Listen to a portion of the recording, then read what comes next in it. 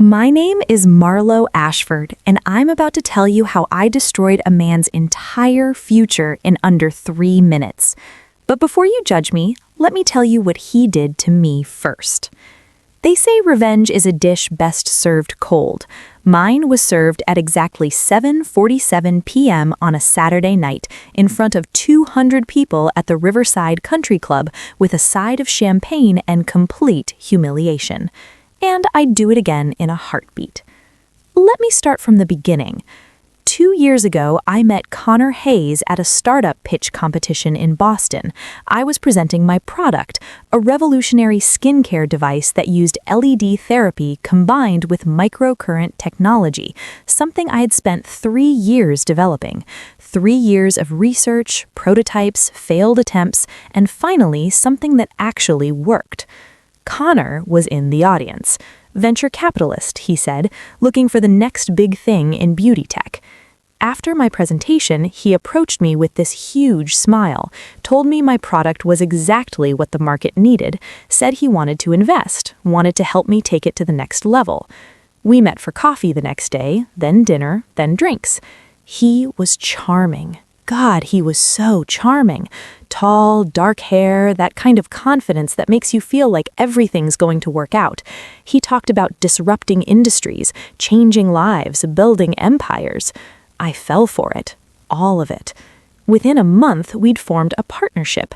Ashford Hayes Beauty Tech, 50-50 split. He'd handle the business side, investors, manufacturing, distribution. I'd handle product development and quality control. Within 2 months, we were sleeping together. I know, never mix business with pleasure, but he made it seem so natural, like we were building something together, both professionally and personally. He'd stay at my apartment and we'd work on the business plan until 2 in the morning. He'd kiss me and tell me we were going to change the world. "You're brilliant, Marlo," he'd say. "This product is going to make us both rich." I believed him. We secured our first round of funding. $200,000 from a group of angel investors Connor knew. The money went into a business account we both had access to. We used it to refine the prototype, create marketing materials, file for patents. Everything was perfect. The product was working, our relationship was solid, we were on track to launch within 6 months. Then Connor started getting distant. It was subtle at first. He'd cancel dinners saying he had investor meetings. He'd be less responsive to texts. When we did see each other, he seemed distracted. "Everything okay?" I asked one night. "Just stressed about the launch," he said, kissing my forehead. "There's a lot riding on this." I understood. I was stressed too, so I gave him space.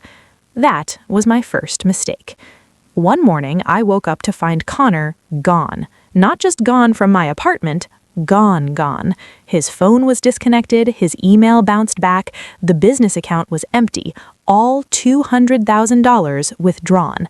The office space we'd been renting was cleared out, our shared cloud drives were deleted, every single file, every prototype design, every manufacturer contact, gone.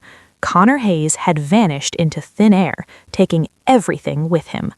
I called the police, filed a report for theft and fraud, but without concrete proof that Connor had stolen proprietary information, and with both our names on the business account, there wasn't much they could do.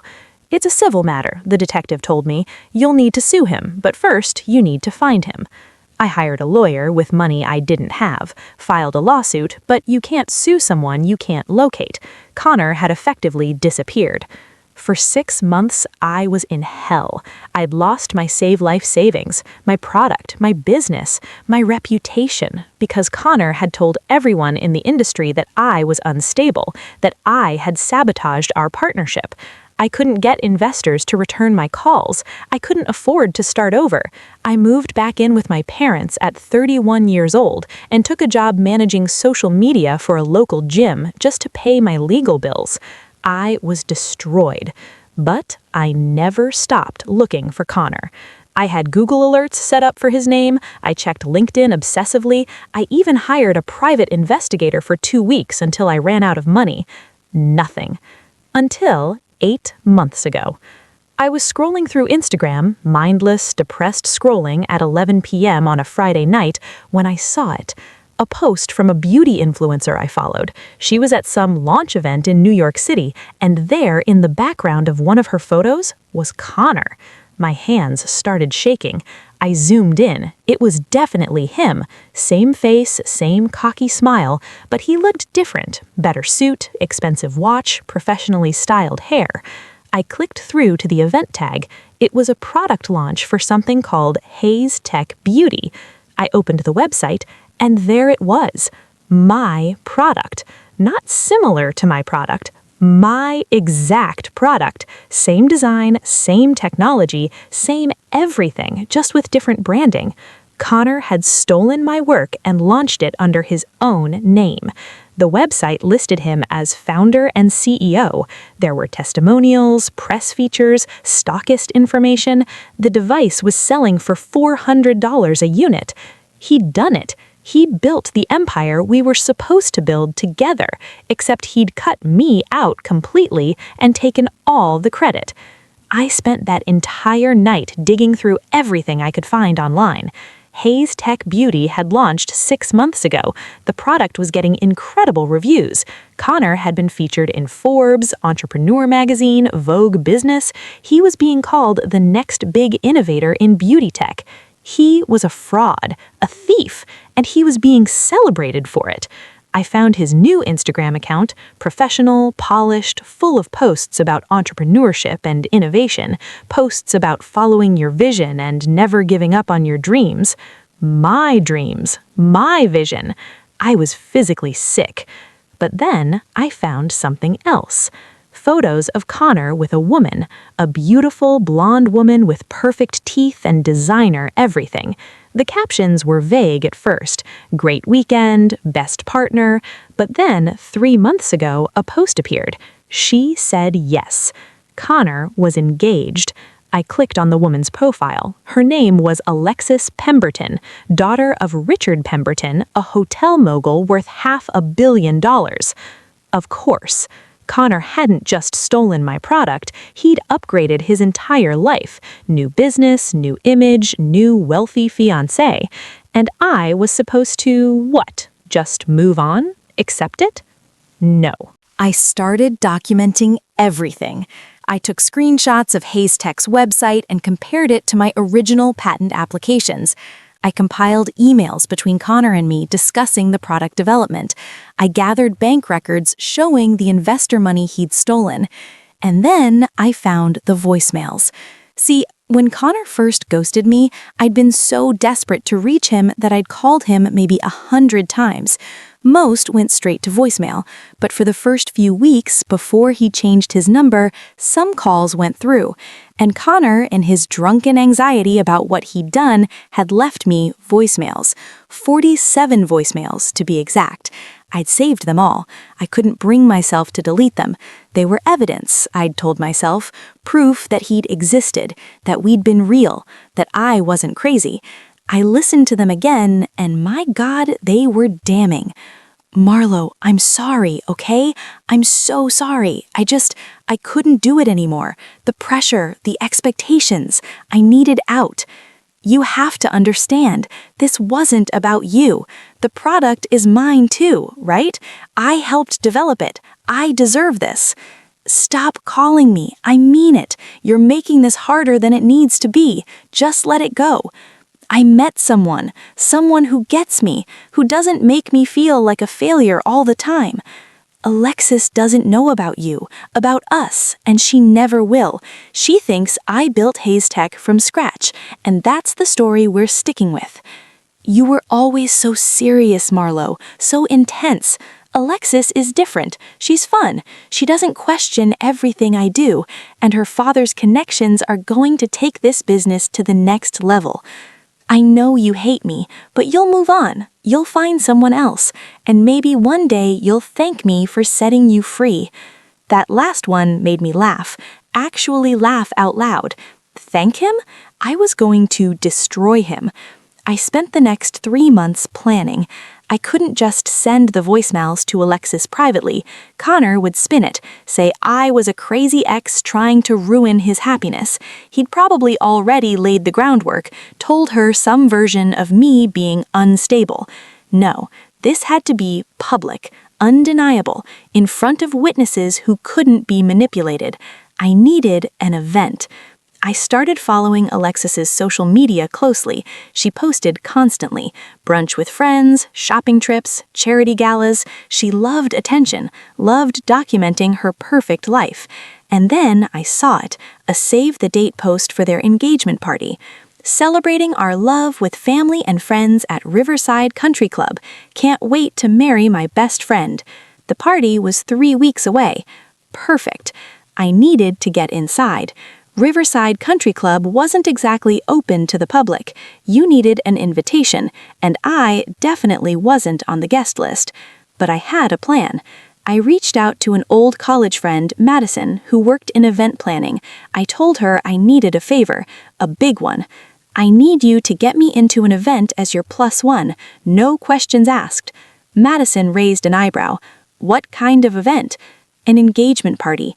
Whose? Someone who wronged me, someone who needs to be exposed.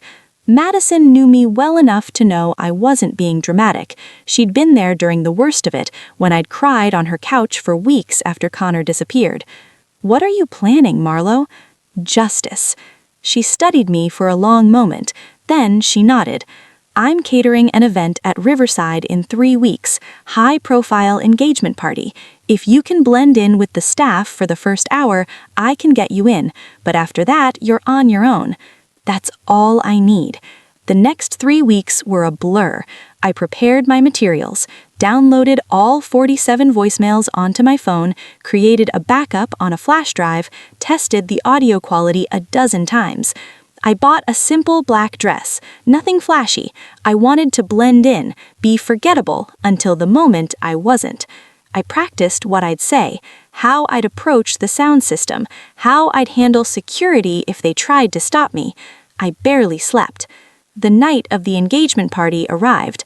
I met Madison at the service entrance of Riverside Country Club at 5:30 p.m. She handed me a catering uniform and a tray of appetizers. Blend in for the first hour, Madison reminded me. After the cocktail hour ends and people move to their tables, you're clear. Thank you, I said, seriously. Go get him. I spent the first hour circulating with champagne and canapes, keeping my head down. The venue was stunning, floor-to-ceiling windows overlooking the river, crystal chandeliers, flowers everywhere. Money, so much money. I saw Connor immediately. He looked good. Damn him, he looked really good. Confident, happy, like he didn't have a care in the world. Alexis was glued to his side, radiant in a white cocktail dress, showing off her massive engagement ring to anyone who'd look. I watched them laugh with guests, accept congratulations, toast to their future. My hands were shaking so badly I nearly dropped my tray. At 7 p.m., the event coordinator announced that dinner was about to be served. Guests moved from the cocktail area to the main ballroom, finding their assigned seats. This was my window. I ditched the catering uniform in a bathroom and smoothed down my black dress. I pulled my hair back, put on lipstick, transformed from invisible staff to guest. The ballroom was massive, round tables for 10, a head table for the couple and their parents, a small stage with a microphone for toasts, and most importantly, a professional sound system with speakers positioned throughout the room. I'd done my research. These country club systems usually had Bluetooth connectivity for speeches and music. All I needed was access. I waited until the salad course was served and everyone was distracted. Then I walked calmly to the side of the stage where the AV equipment was set up. A young guy in a staff uniform was managing the soundboard. "Hey," I said, flashing my most charming smile. "I'm supposed to give a toast in a few minutes, but I want to play a song first. Can I connect my phone to the system?" He barely looked up. "Sure. What's your name? I'll add you to the list." "Marlo. I'm an old friend of Connor's." He scrolled through a tablet, frowned. "I don't see you on the toast list." "Oh, it's a surprise. Alexis arranged it. She wanted it to be special." I held my breath. He shrugged. "Okay, give me your phone. I'll connect it via Bluetooth." I handed him my phone, heart pounding. He paired it with the system and handed it back. "You're all set. Just hit play when you're ready." "Perfect. Thank you." I walked back towards the tables, positioning myself near the center of the room. I had a clear view of the head table where Connor and Alexis sat, laughing with their parents. The salad plates were cleared. The main course was served, filet mignon and Chilean sea bass. Connor stood up, champagne glass in hand, preparing to make a toast. "Good evening, everyone," he said into the microphone. His voice was smooth, practiced. "Alexis and I want to thank you all for being here tonight to celebrate with us." Applause, smiles. Alexis beamed up at him. "I never thought I'd find someone who makes me complete, but Alexis is everything I've ever wanted. She's beautiful, intelligent, supportive." I pulled out my phone, opened my voicemail app, selected the first message, hit play. Connor's voice filled the ballroom, but not from the microphone in his hand. "Marlo, I'm sorry, okay? I'm so sorry. I couldn't do it anymore. The pressure, the expectations, I needed out." The room went silent. Connor's face went white. People looked around, confused. Where was the sound coming from? Connor tried to keep talking. "As I was saying," but the second voicemail started playing automatically. "You have to understand, this wasn't about you. The product is mine too, right? I helped develop it. I deserve this." Alexis stood up, looking at Connor. "What is that?" Connor scanned the room frantically, trying to find the source. His eyes landed on me. I stood up, holding my phone high, so there was no question about where this was coming from. "Keep listening," I called out. "It gets better." The third voicemail played. "Stop calling me. I mean it. You're making this harder than it needs to be. Just let it go." "What the hell is this?" Alexis's father stood up, face red. The fourth voicemail. "I met someone who gets me, who doesn't make me feel like a failure all the time." Alexis's hand flew to her mouth. Connor started walking toward me, but security blocked him, probably thinking there was a threat. The voicemails kept playing, one after another. "Alexis doesn't know about you, about us, and she never will. She thinks I built Hayes Tech from scratch, and that's the story we're sticking with." Gasps echoed through the ballroom. "You were always so serious, Marlo, so intense. Alexis is different. She's fun. She doesn't question everything I do, and her father's connections are going to take this business to the next level." Richard Pemberton's face went from red to purple. Alexis was crying now, mascara streaming down her face. The voicemails continued, all 47 of them, each one more damning than the last.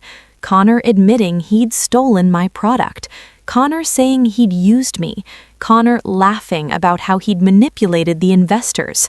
Connor calling Alexis just a stepping stone to her father's money and connections. The ballroom was in chaos. People were standing, shouting, recording on their phones. Alexis was screaming at Connor, who was trying to explain, reaching for her. She threw her champagne in his face. Security finally reached me, but I didn't resist. I'd already disconnected my phone. The damage was done. "You need to leave," the security guard said. "I'm going." But before I walked out, I turned to Connor one last time. "That product you're selling, I invented it. I have the patents, the prototypes, the emails, all of it. My lawyer will be in touch. Enjoy the lawsuit, Connor." His face crumbled. I walked out of Riverside Country Club with my head held high. Behind me, I could hear Alexis screaming, guests murmuring, the complete destruction of Connor Hayes' perfect life. The videos went viral within hours. Multiple guests had recorded the entire thing on their phones. By midnight, #EngagementPartyExposed was trending on Twitter. By morning, the story had been picked up by gossip sites, then mainstream media. Tech entrepreneur exposed for fraud at own engagement party, read the headline in Business Insider. Connor tried to do damage control. He released a statement claiming the voicemails were taken out of context and that I was a disgruntled former associate. But it was too late. The investors who'd funded Hayes Tech demanded an investigation. When they discovered that Connor had indeed stolen my proprietary designs and technology, they pulled their funding and sued him for fraud. Richard Pemberton released his own statement. The engagement between my daughter and Mr. Hayes has been terminated. We will not be commenting further. Alexis unfollowed Connor on all social media and posted a single message: I deserve better. She did. My lawyer filed a massive lawsuit against Connor and Hayes Tech. With the voicemails as evidence, plus all my documentation, we had an airtight case. Connor settled within 3 months. He paid me $1.2 million for the stolen product, the lost business opportunity, emotional distress, and legal fees. He was also required to issue a public statement acknowledging that he'd stolen my intellectual property and that I was the true inventor of the technology. Hayes Tech went bankrupt. Connor's reputation was destroyed. No investor would touch him. No company would hire him. Last I heard, he'd moved back to his hometown in Ohio and was working at his uncle's car dealership. Meanwhile, I used the settlement money to relaunch my business, this time under my name alone, Ashford Beauty Tech. I found new investors, people who believed in me and my vision. We relaunched the product 6 months ago. It's been featured in Vogue, Allure, and Harper's Bazaar. We've sold over 50,000 units. I've been invited to speak at conferences about innovation and overcoming setbacks. Everything Connor stole from me, I built back, better, stronger, and entirely mine. People ask me if I regret how I handled it, if I feel guilty about humiliating Connor so publicly. The answer is no. He stole 2 years of my life savings, my reputation, my trust in people. He didn't just take my product, he tried to erase me completely. And he would have gotten away with it if I'd stayed silent. So no, I don't regret standing up in that ballroom and pressing play. I regret trusting him in the first place. I regret not seeing the signs earlier.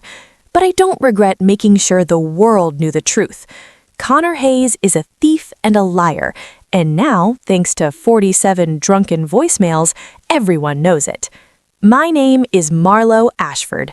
I'm the inventor of revolutionary LED skincare technology, and I took back everything that was mine. Some people say revenge doesn't solve anything, that it doesn't make you feel better. They're wrong. It felt amazing.